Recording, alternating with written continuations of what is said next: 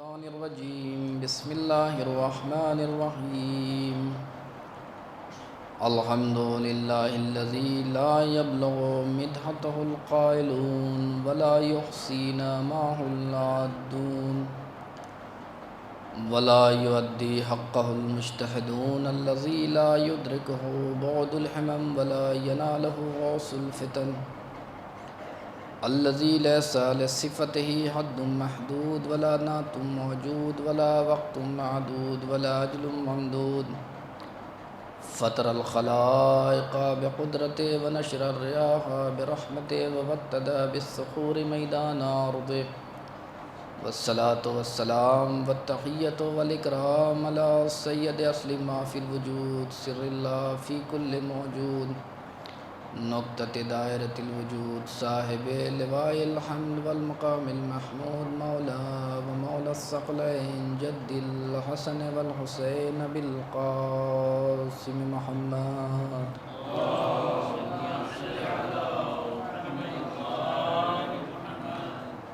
ثم الصلاة على أهل بيت الطيبين الطاهرين الذين أذهب الله عنكم الرجس أهل البيت ويطهركم تطهيرا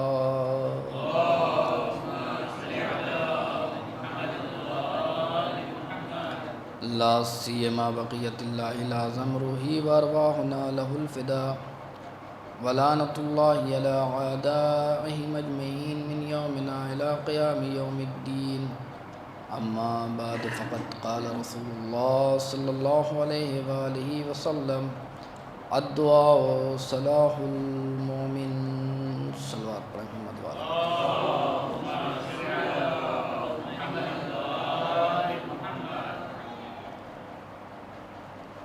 عزیزان محترم، ایک گزارش ہے کہ جو افراد باہر ہیں وہ فرش اعضاء پر آ جائیں، اور جہاں آپ نے اتنی زحمت کی ہے کہ گھر سے امام باڑے تک کا سفر کیا ہے، وہاں یہ بھی زحمت گوارا کریں کہ فرش اعضاء پر آ جائیں۔ ایک صلوات پڑھیں محمد وآل محمد پہ۔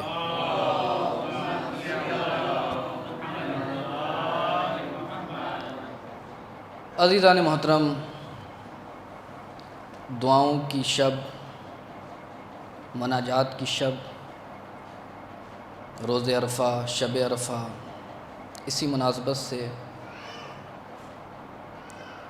حدیث پیغمبر جو بہت ہی مشہور و معروف ہے کہ الدعاء صلاح المومن،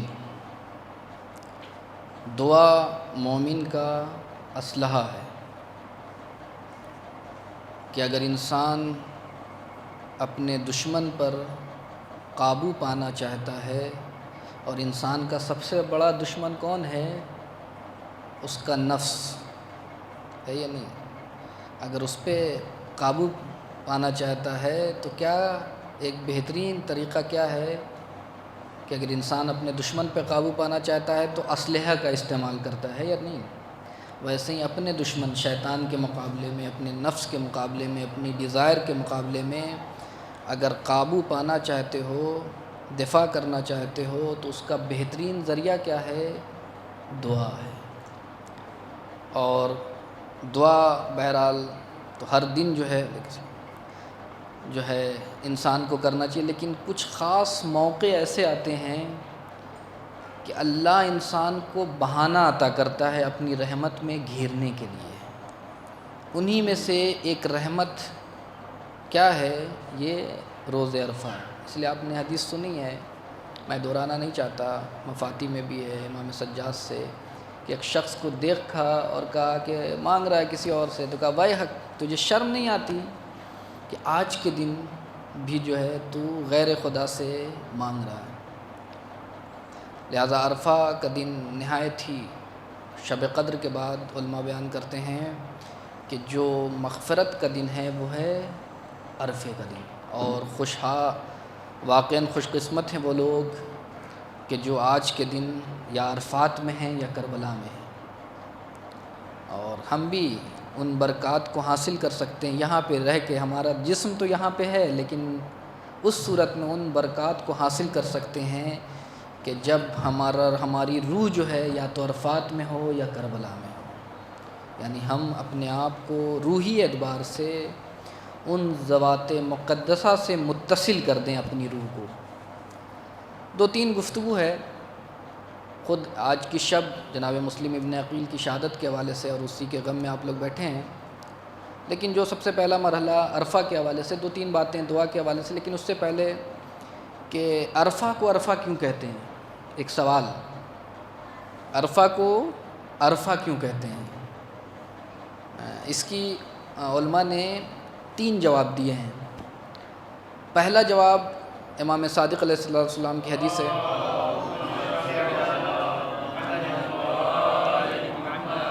کہ عرفہ کو عرفہ اس لیے کہتے ہیں کہ جناب ابراہیم کو عرفے کے دن، یعنی آج کے دن، یعنی 9 ذی الحجہ کو جناب ابراہیم کو جبرائیل میدان عرفات میں لے گئے اور وہاں پر حج کی تعلیم، انہیں حج کے مناسک حج کو سکھایا، اور اس کے بعد کا عرفتہ کہ آپ سمجھ گئے، سیکھ لیا آپ نے، پہچان لیا آپ نے مناسک حج کو، تو جناب ابراہیم نے کہا عرفتو، ہاں میں نے سیکھ لیا، اس بنیاد پہ اس کا نام عرفہ ہو گیا۔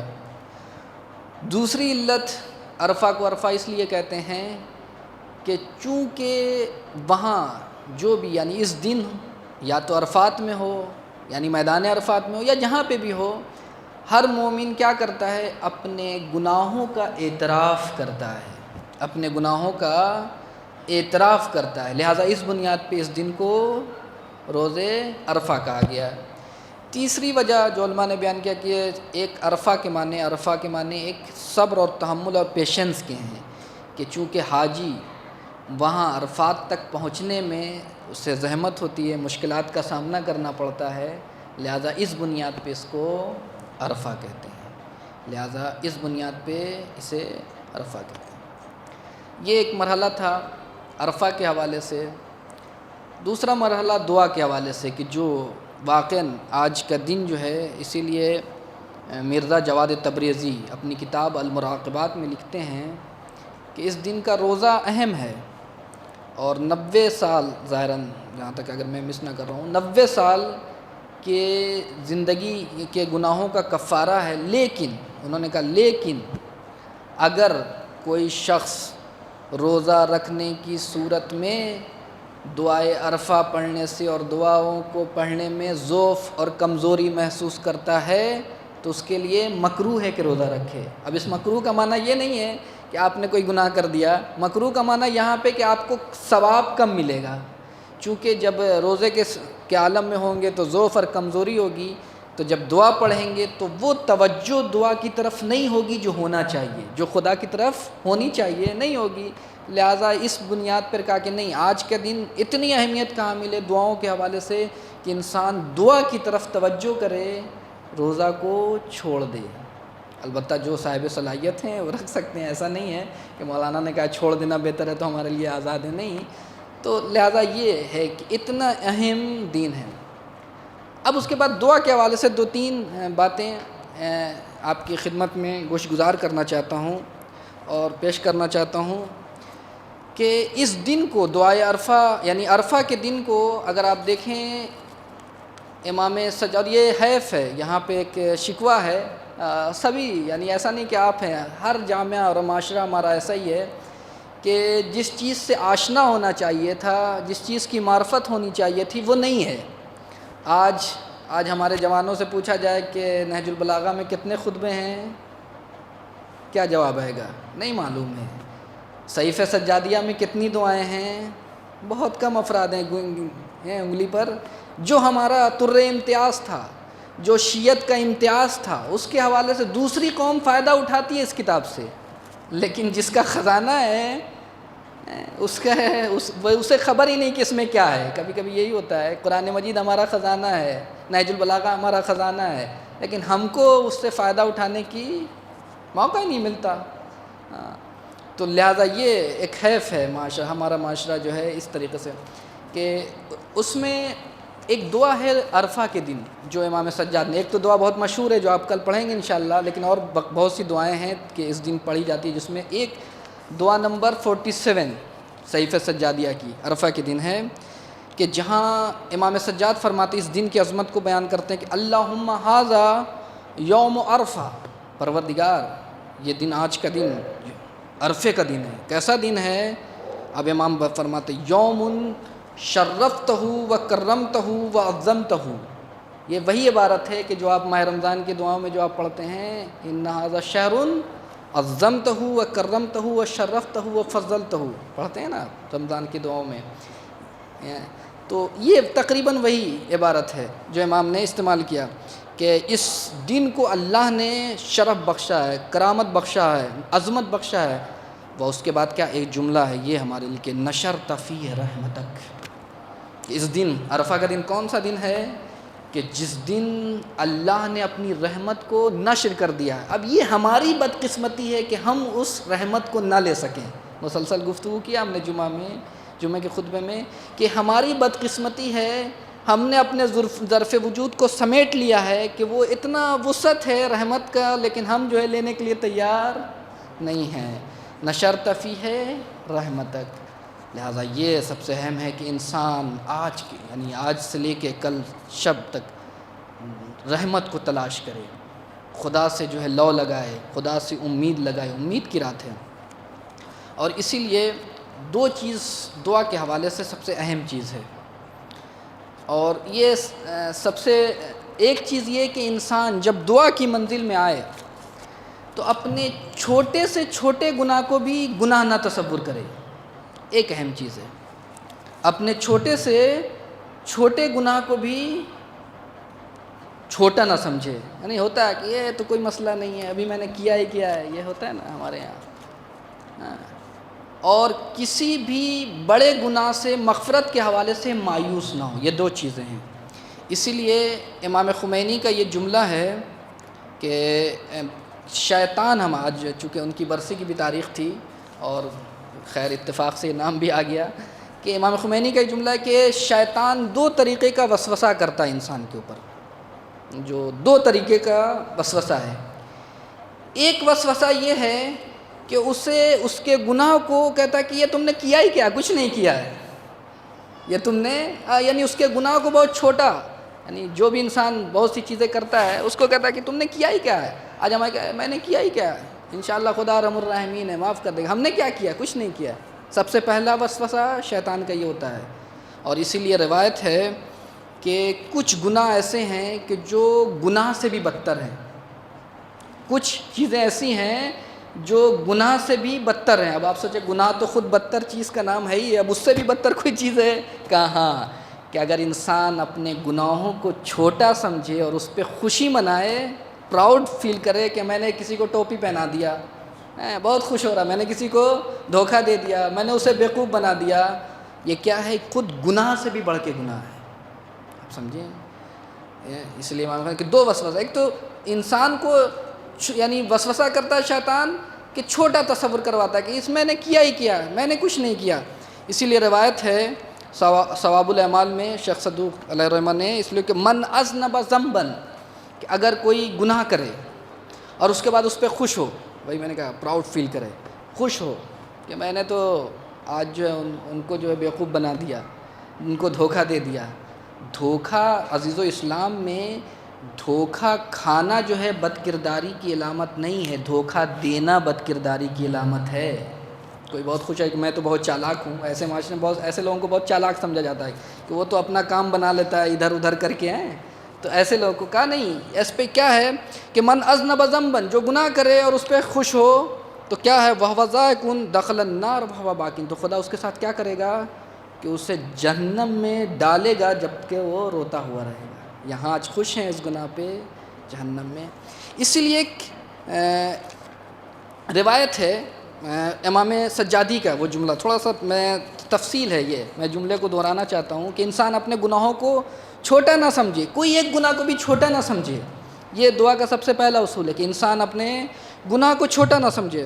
یہ دعا نمبر 16 صحیفہ سجادیہ کی، اس کی کچھ عبارتیں میں بیان کر رہا ہوں کہ جہاں امام اپنے گناہ کی مغفرت مانگنا چاہتے ہیں، اور صرف ایک گناہ کہتے ہیں، امام فرماتے ہیں کہ الہی، دیکھیں جملہ، الہی لو بکیت الیک حتی تسقط اشفار عینی، پروردگار اگر میں اتنا روؤں کہ میری آنکھوں کی پلکیں جو ہیں نیچے آ جائیں. یہ تعبیر عجیب ہے. تعبیر آنکھیں اگر پلکیں، یہ اللہ نے انتظام کیا ہے کہ اوپر نیچے ہوتا رہتا ہے، ہم آسان ہے. لیکن اگر کسی انسان کو کوئی ایک بیماری ہوتی ہے کہ اس کی پلک جو ہے نیچے آ جاتی ہے، تو وہ کیا ہے، اس کے لیے عذاب ہے یا نہیں؟ پوری زندگی اگر ایک انسان کی پلک اوپر نیچے نہ ہو، صرف نیچے آ کے رہ جائے، تو کتنا عذاب کا سبب. تو کہا الہی لو بکیت، میں اتنا گریا کروں، اتنا روؤں کہ رونے کی شدت کی وجہ سے میری پلک جو ہے نیچے آ جائے، اوپر نہ جا سکے. اس کے بعد دوسرا جملہ وَانْتَحَبْتُ حَتَّى يَنْقَطَعَ صَوْتِي، اور اس قدر نالا اور گریا کروں، چلاؤں کہ میری آواز ختم ہو جائے، یعنی اب بولنے کی صلاحیت نہ رہے.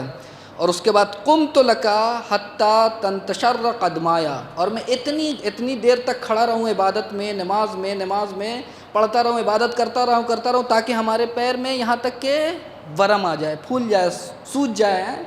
اس کے بعد پھر کہتے ہیں امام وَرَكَعْتُ لَكَ حَتَّى يَتَخَلَّعَ صُلْبِي، اور میں رکوع میں اتنا جاؤں، اتنا رکوع کروں کہ میری پشت جو ہے باہر ہو جائے، نکل جائے، یعنی اس کے گوشت جو ہے الگ ہو جائے، اتنی دیر تک.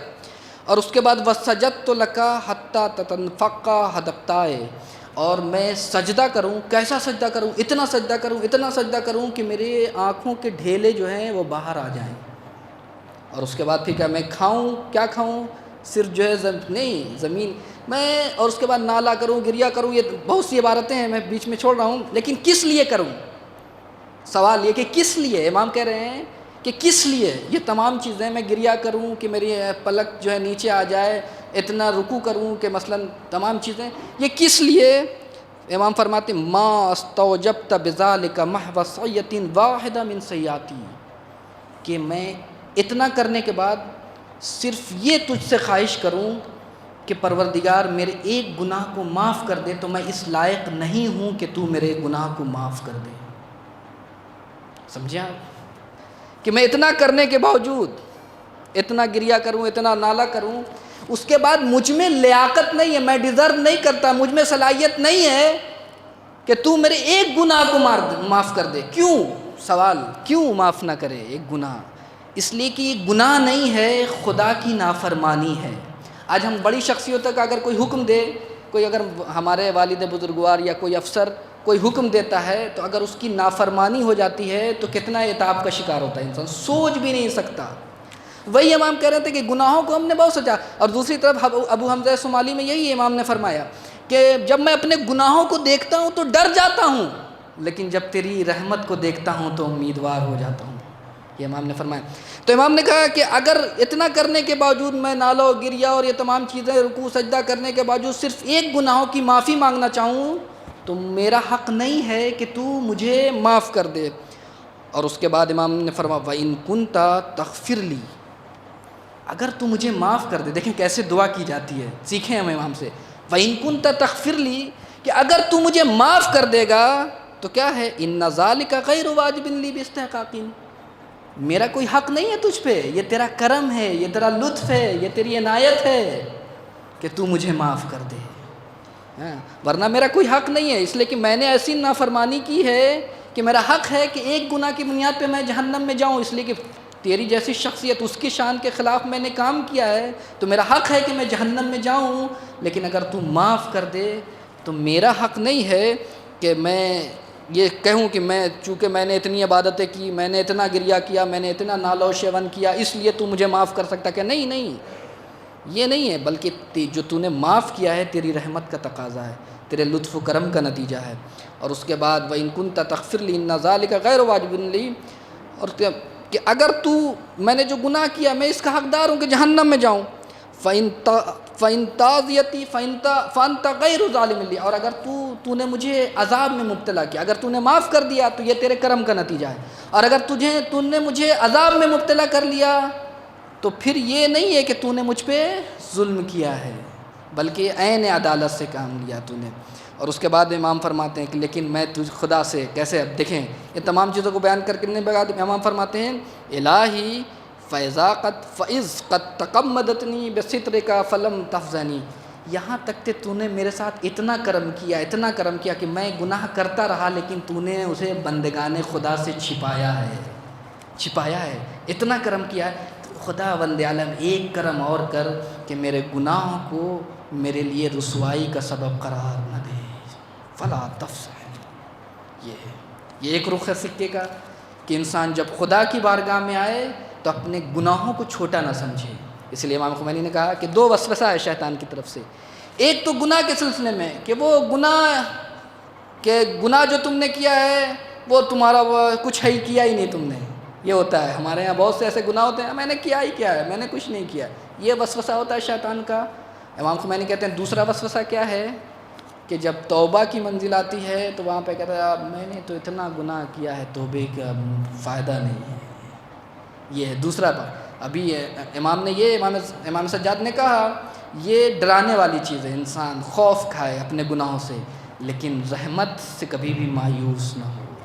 یہ ہے کہ توبہ، کہ انسان جب توبہ کرے گا تو خدا اسے معاف کر دے گا۔ اسی لیے ہے کہ روایت میں کہ معصوم سے کسی نے پوچھا کہ عرفہ کے دن کون سی گناہ ہے جو معاف نہیں ہو سکتے؟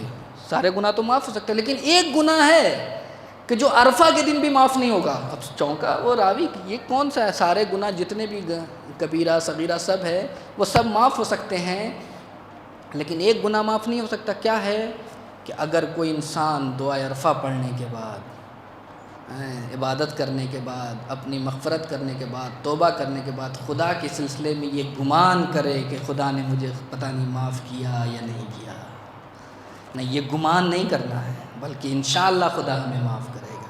یہ کہ انسان توبہ، ایک صلوات پڑھے محمد وآل محمد پہ۔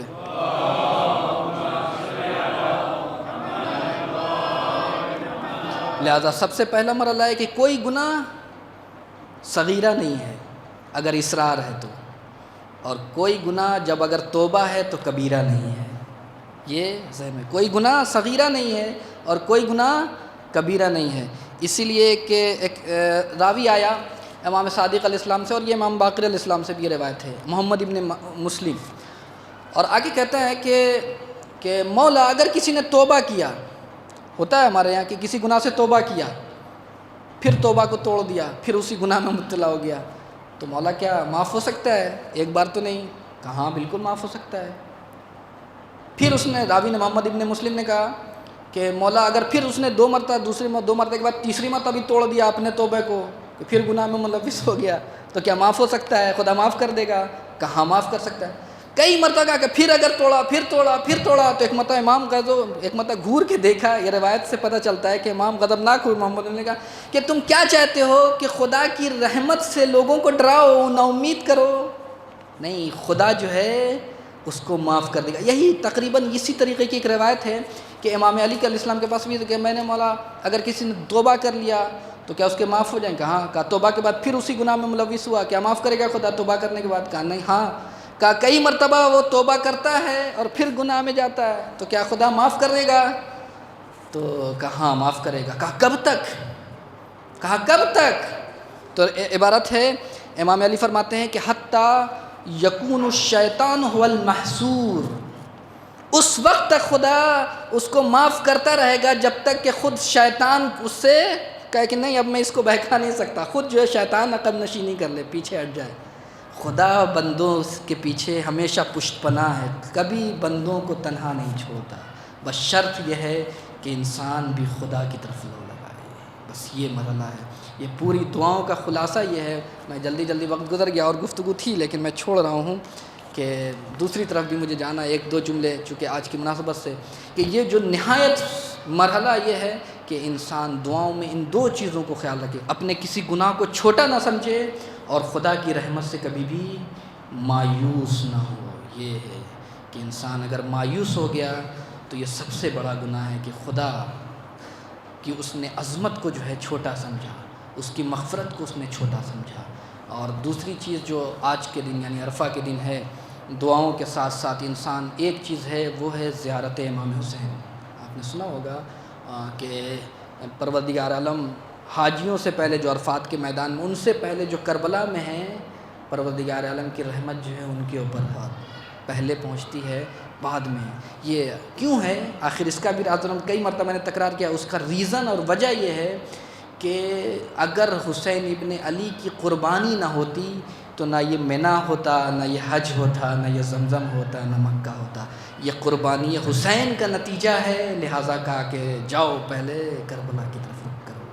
ہاں، اور اسی لیے شاید ایک اور وجہ ہے کہ اہل بیت سے متمسک ہو انسان کہ آج کے دن وہ شخصیت اس کی شہادت ہے کہ جو سفیر حسین ہے، سفیر حسین ہے، کہ جس کے لیے کربلا کے میدان میں جہاں آخری وقت پہ مسلم ابن عقیل نے ایک اشارہ کیا تھا، السلام علیکم یا ابا عبداللہ، تو حسین ابن علی نے جب کربلا میں جنگ شروع کی ہے تو سب سے پہلا نام لیا ہے. کس کا نام لیا؟ مسلم. اینا مسلم ابن عقیل. یہ ہے وہ شخصیت.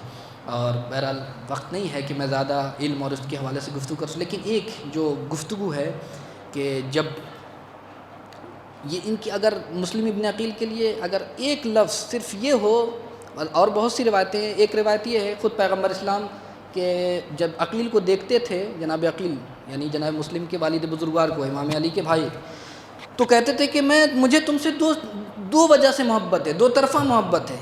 کہا کیوں؟ کہا ایک تو اس لیے کہ تمہیں چونکہ ابو طالب بہت زیادہ چاہتے ہیں اس لیے محبت ہے، اور دوسری وجہ یہ ہے کہ ایک تمہارا بیٹا ہوگا جو میرے حسین پر قربان ہوگا، اس لیے مجھے تدمع بعیون المومنین، جس کے اوپر مومنین گریا کریں گے. یعنی کیا مطلب کہ اگر آج ہم مسلم ابن عقیل پر اگر گریا کر رہے ہیں تو اس کا مطلب ہے اپنے ایمان کی گواہی دے رہے ہیں رسول کی حدیث کی روشنی میں.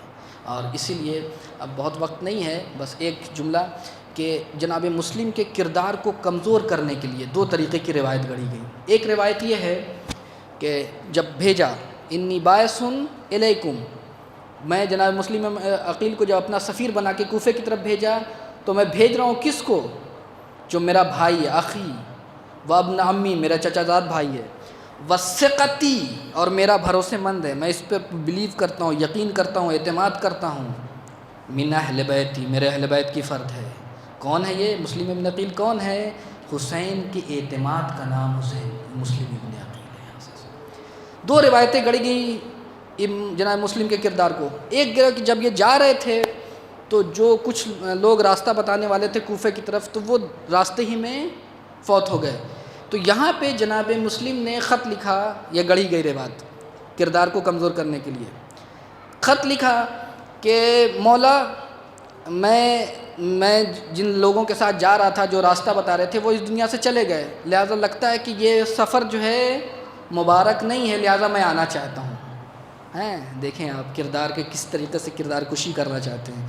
لیکن اب یہیں سے آپ سمجھ میں کہ یہ جو روایت لکھنے والے ہیں اس نے مسلم کو اپنے جیسا مسلمان سمجھا ہے، اور اگر اپنے جیسا مسلمان نہ سمجھا ہوتا بلکہ مسلم کو مسلم سمجھا ہوتا تو کبھی یہ روایت اس کی زبان پہ نہ آئی ہوتی.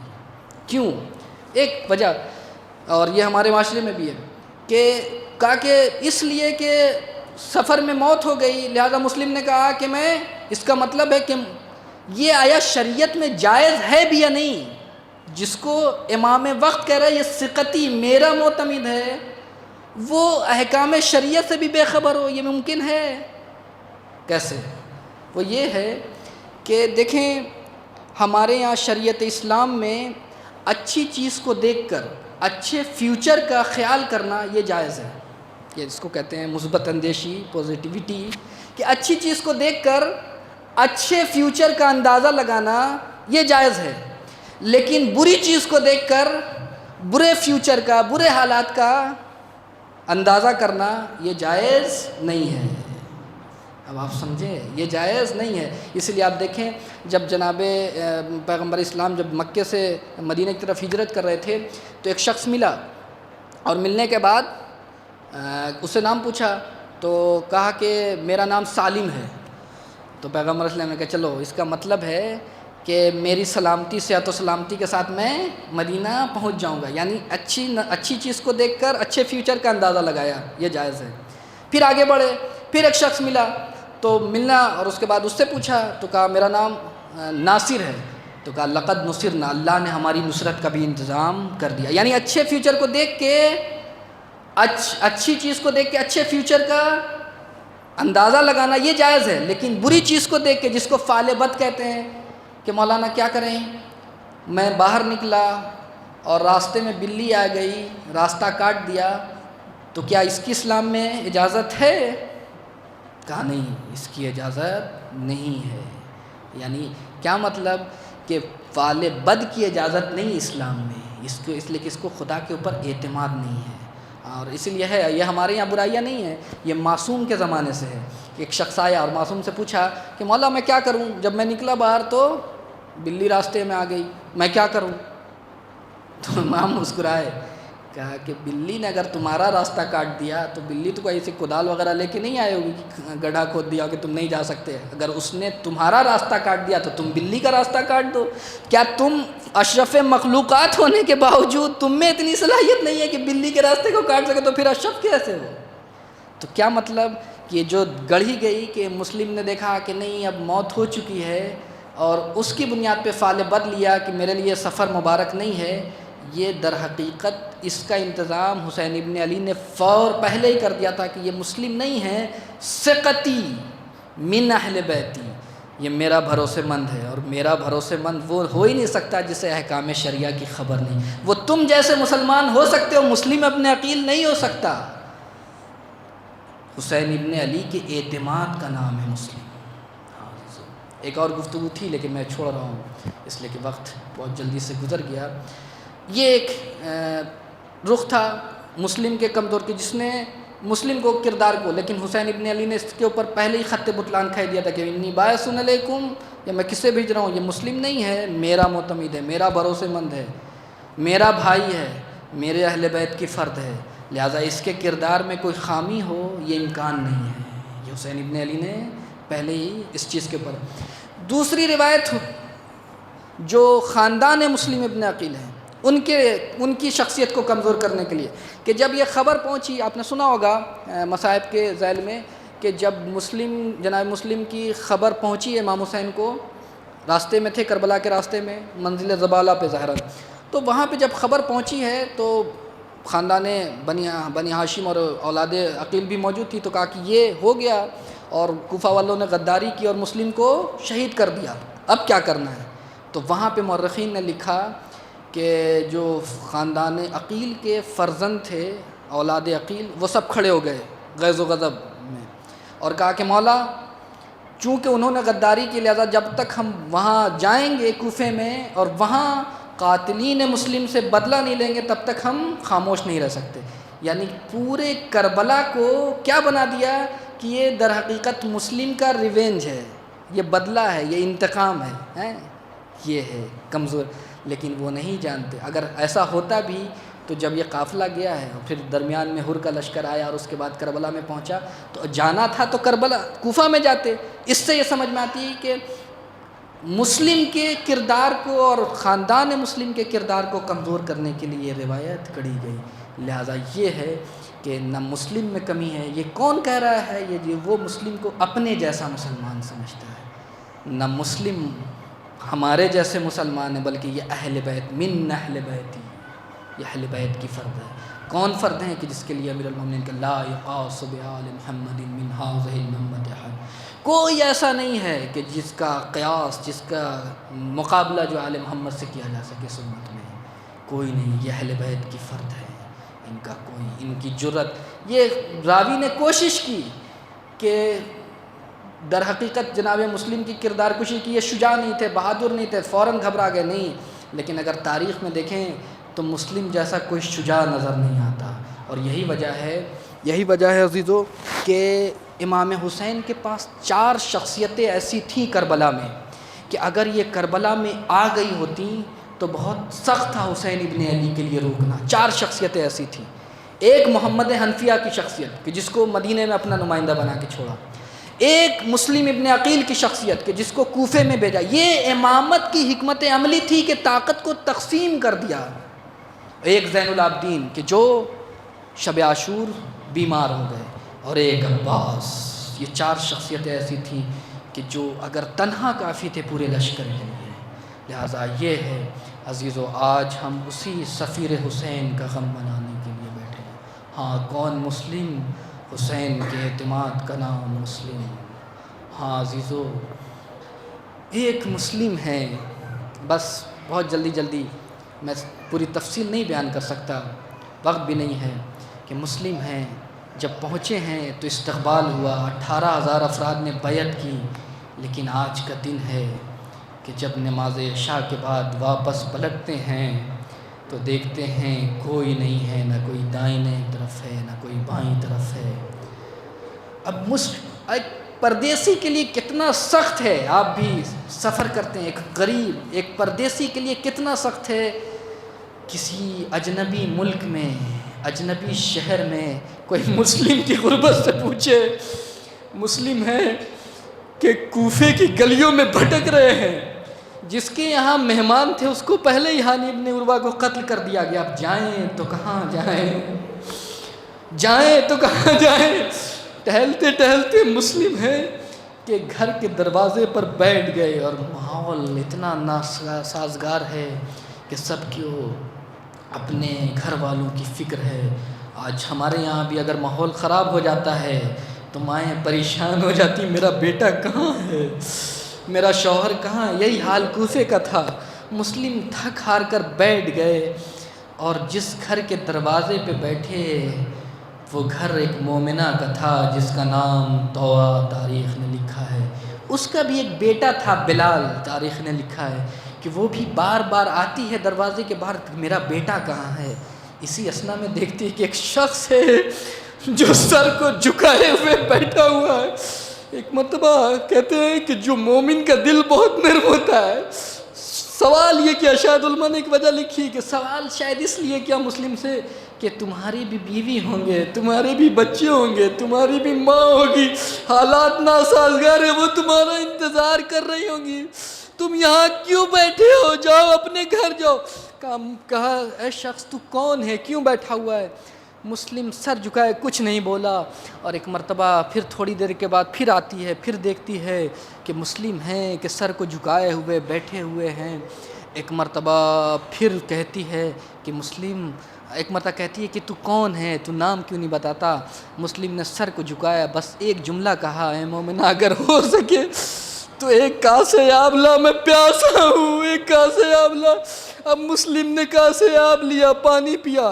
ایک مرتبہ وہ معظمہ گھر میں چلے گئی، پھر تھوڑی دیر کے بعد آتی ہے، دیکھتی ہے کہ مسلم پھر بھی بیٹھے ہوئے، ایک مرتبہ کہتی ہے مسلم اے تو کیوں نہیں جاتا، تو اپنے گھر کیوں نہیں جاتا، تیری ماں تیری بیوی بچے تیرا انتظار کر رہے ہوں گے۔ ایک مرتبہ سنیں گے جملہ، سر کو جھکایا اور ایک جملہ کہا، جس کا کوئی گھر نہ ہو وہ کہاں جائے، جس کا کوئی گھر نہ ہو وہ کہاں جائے۔ ایک مرتبہ طوٰا نے کہا تو کون ہے، اے مسافر ہے تو کون ہے؟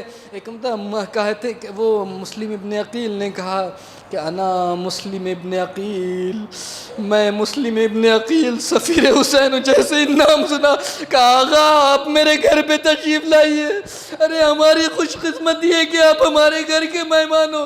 اب تاریخ کہتی ہے کہ مسلم ہے، گھر میں پہنچے، ایک حجرہ دیا اور ایک مرتبہ کھانا لا کے پیش کیا، لیکن مسلم نے کہا کہ مجھے کھانے کی خواہش نہیں ہے۔ ایک مسلح منگوایا، رات بھر عبادت کرتے رہے۔ ایک مرتبہ صبح نمودار ہونے والی ہے کہ اس کا بیٹا بلال آتا ہے، اور ایک مرتبہ اسے جب شک ہوتا ہے کہ کوئی اس حجرے میں موجود ہے تو اپنی ماں سے پوچھتا ہے کہ کون ہے اس حجرے میں۔ ایک مرتبہ ماں کہتی خبردار کسی سے مت کہنا، ارے ہمارا شرف ہے کہ ہمارے گھر میں ارے خاندان اہل بیت سفیر حسین مسلم ابن عقیل ہے۔ ایک مرتبہ جیسے ہی نام سنا عجب، ارے میں تو مسلم ابن عقیل کو تلاش کر رہا تھا۔ ایک مرتبہ دربار پہنچا، اور ایک مرتبہ جب دربار پہنچا تو ایک مرتبہ ابن زیاد نے لشکر بھیجا۔ اب جیسے ہی مسلم ابن عقیل نے گھوڑوں کی ٹاپوں کی آواز سنی، تلواروں کی آواز سنی، اب ایک مرتبہ نکلنا چاہتے ہیں، معظمہ میں نے روکا کہ مولا مت جائیے۔ ایک مرتبہ دشمنوں نے آگ سے حملہ کیا، پتھروں سے حملہ کیا۔ ایک مرتبہ مسلم نے، مجھے عجب نے ایک جملہ یاد آ رہا ہے کہ شاید مسلم نے سوچا اب مدینہ دورہ، تاریخ مدینہ کسی جگہ دورانی نہیں چاہیے۔ ارے وہ زہرائے مرضیہ کی قسمت تھی کہ جو در و دیوار میں پس گئی۔ میں نہیں چاہتا کہ میری موجودگی میں کوئی مومنہ در و دیوار میں پسے. ہاں اجرکم اللہ. ایک مرتبہ مسلم آتے ہیں، ایک تنہا مسلم ایک مرتبہ جنگ کرتے ہیں، اور ایک مرتبہ ایک مسلم ہے کوئی تلوار چلاتا ہے، سب کا مقابلہ کرتے ہیں. عزیزو سنیں گے، چونکہ مسلم مقدمہ کربلا ہے، جو کربلا میں تفصیل کے ساتھ مصائب پیش آئے وہ سب اجمال کے ساتھ مسلم کے اوپر پیش آئے. مسلم نے تلوار کا زخم بھی سہا، اور ایک مرتبہ جن کے پاس کچھ نہیں تھا وہ عورتیں جو چھتوں پہ تھیں مسلم کے اوپر آگ پھینک رہی تھی. عزیزو لیکن ایک یکو تنہا مسلم، شجاعت کا عالم ہے کہ کوئی آگے نہیں آتا. یہاں تک کہ محمد ابن اشعث نے کہا کہ حاکم کے پاس پیغام بھیجا کہ اور فوج چاہیے. حاکم نے کہا کہ ایک مسلم کے لیے، ایک بھوکے پیاسے کے لیے کتنا چاہیے؟ ایک مرتبہ محمد ابن اشعث کہتا ہے کہ کیا تم نے کوفے کے کسی بنیا اور بقال کے مقابلے میں ارے یہ بنی ہاشم کا خون ہے. عزیزو کوئی سامنے آنے کی، یہاں تک کہ دھوکے سے مسلم کو شہید کیا گیا، دھوکے سے مسلم کو پکڑا گیا. اور ایک مرتبہ پکڑنے کے بعد ایک مرتبہ دربار میں لاتے ہیں. لانے کے بعد کسی نے کہا مسلم تم نے امیر کو سلام نہیں کیا. ایک مرتبہ بڑے غضب و غضب سے کہتے ہیں یہ کیسا امیر؟ ارے امیری حسین ونے میرا حسین کے علاوہ کوئی امیر نہیں ہے. عزیزو ایک مرتبہ جب مسلم کو اندازہ ہو گیا کہ اب میرا قتل یقینی ہے، بس کہا کوئی ہے جو میری وصیت کو سن سکے. میری وصیت یہ ہے، میری وصیت یہ 3 وصیتیں کی ہے. ایک وصیت تو یہ ہے کہ میں نے خط لکھ دیا اپنے مولا آقا کو کہ وہ کوفہ کے حالات صحیح ہیں، آپ آ جائیے. ارے کوئی بتا دے کہ مولا کوفہ آنے کے لائق نہیں ہے، یہاں سب غدار ہے. ایک وصیت. اور اس کے بعد دوسری وصیت کہ دیکھو جب میں آیا تھا تو میں نے 700 درہم قرض لیا تھا، میری تلوار ہے، میری ذرا اس کو بیچ کر میرے قرض کو ادا کر دینا. تیسری وصیت مسلم کی یہ تھی، تیسری وصیت مسلم کی تھی. ہاں جی تو یہاں پہ ایک جملہ کہنا چاہتا ہوں کہ آپ کے ذہن میں بھی یہ سوال ہو کہ مسلم تو ہر جگہ مہمان تھے، ہر جگہ استقبال، پھر یہ قرض میں گرفتار کیسے ہو گئے؟ ہاں عزیزو پوچھا کسی نے مسلم سے کہ تم قرض میں کیسے گرفتار ہو گئے؟ کہا ہم اہل بیت کے گھرانے والے ہیں، کسی کو فقیر کوئی اگر مجھ سے طلب کرے تو میں جو کچھ تھا میں نے دے دیا. تو کہا تمہارے پاس جب نہیں تھا تو کیوں قرض لے کے دیا؟ کہا مجھے یقین تھا کہ میرا آقا آئے گا تو میں اپنے قرض کا ادا کروں. عزیزو تیسری وصیت کہ مجھے جب قتل کر دینا تو میری لاش کو دفن کرنا. عزیزو حاکم نے حکم دیا، مسلم کو باندھ کر لے گئے. ایک مرتبہ دارالامارہ پہ مسلم نے کہا مجھے بس اتنی فرصت دے دو کہ میں 2 رکعت نماز پڑھ لوں. نماز پڑھی اور ایک مرتبہ پانی کے مطالبہ کیا، لیکن پانی جب بھی پینا چاہتے ہیں خون گرتا. میں کہوں گا مسلم تم کیسے پانی پیو گے؟ تم مقدمہ کربلا ہو. ارے حسین جب پیاسے اس دنیا میں جائے تو تمہیں بھی، تم تو سفیر حسین ہو، تم مقدمہ کربلا ہو، تم کیسے نہیں پیاسے جاؤ گے؟ ارے یہی وجہ حسین مسلم بھوکے پیاسے مسلم کو دارالامارہ کی چھت سے نیچے گرا دیا گیا. عزیزو لاش کو کوچوں اور گلیوں میں پھرایا گیا، لیکن مسلم کی وصیت پر عمل نہیں کیا گیا. ایک وصیت تھی کہ میرے لاش کو دفن کر دینا. یہی وجہ ہے کہ جب 11-12 محرم کو قافلہ اہل بیت کوفہ میں پہنچا ہے تو ایک مرتبہ زین العابدین نے کہا السلام علیکہ. زینب نے کہا میرے دال، ارے یہاں کون تمہارا اپنا ہے جس کو سلام کر رہے ہو؟ ارے ایک مرتبہ سید سجاد نے کہا اے پھوپھی اماں آپ نہیں دیکھتی، ارے چچا مسلم کا جنازہ ہے جو دارالامارہ کی چھت پہ لٹکا. انا للہ و انا